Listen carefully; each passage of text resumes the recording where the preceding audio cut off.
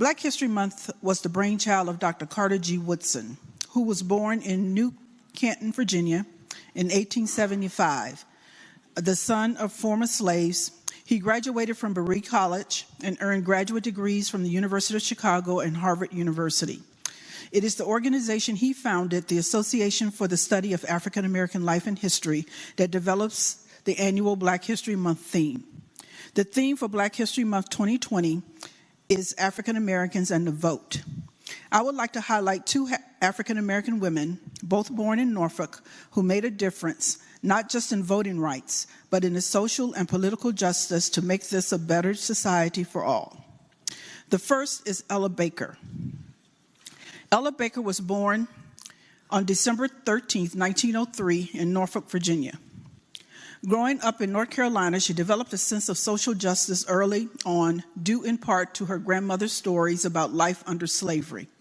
Baker studied at Shaw University in Raleigh. As a student, she challenged school policies that she thought were unfair. After graduating in 1927 as class valedictorian, she moved to New York City and began joining social activist organizations. In 1930, she joined the Young Negroes Cooperative League, whose purpose was to develop Black economic power through collective planning. She also involved herself in several women's organizations. She was committed to economic justice for all people and once said, "People cannot be free until there is enough work in this land to give everybody a job." Ella Baker began her involvement with the NAACP in 1940. Inspired by the historic bus boycott in Montgomery, Alabama in 1955, Baker co-founded the organization in Friendship to raise money to fight against Jim Crow laws in the Deep South. In 1957, Baker moved to Atlanta to help organize Martin Luther King's new organization, the Southern Christian Leadership Conference. She also ran a voter registration campaign called the Crusade for Citizenship.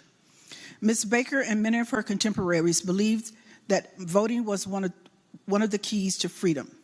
Ms. Baker once said that the civil rights movement, relative to sit-ins at lunch counters, was bigger than a hamburger. In her booming voice, she said, "We who believe in freedom cannot rest until it comes." Mrs. Baker died in 1986. The other woman that I would like to highlight is Elaine Jones. Elaine was born in Norfolk, Virginia. Elaine Jones learned early on about the realities of racism and the importance of idealism from her mother, a college-educated school teacher, and her father, a Pullman porter, and a member of the nation's first Black trade union. From the age of 8, she knew she wanted to be a lawyer and to commit her life to the pursuit of equal justice. After graduating with honors in political science from Howard University, Ms. Jones joined the Peace Corps and became one of the first African Americans to serve in Turkey. This began a long series of firsts in her career. Following her 2-year Peace Corps stint, she became the first Black woman to graduate from the University of Virginia School of Law, and subsequently the first African Americans to serve on the Board of Governors of the American Bar Association. Ms. Jones was invited to join one of Wall Street's most prestigious law firms in 1970. She turned it down to pursue the goals she had chosen in her youth, and instead joined the NAACP Legal Defense Fund staff. With the exception of 2 years as Special Assistant to the United States Secretary of Transportation, she remained with the Legal Defense Fund for her entire career. She spent the next 14 years in LDF's Washington office litigating and directing LDF's legislative, judicial, and public policy initiatives. In her early years at LDF, Ms. Jones continued to blaze trails, becoming one of the first African American women to defend death row inmates.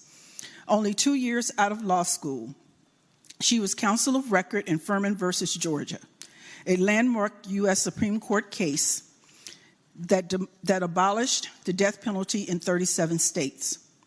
During this period, she also argued numerous employment discrimination cases, including class actions against some of the nation's largest employers. Ms. Jones holds 13 honorary degrees and the Jefferson Medal of Freedom, the highest honor awarded by the University of Virginia. In 2000, President Bill Clinton presented Jones with the Eleanor Roosevelt Human Rights Award. She retired from LDF in 2004 and continues to lecture. Thank you, Mr.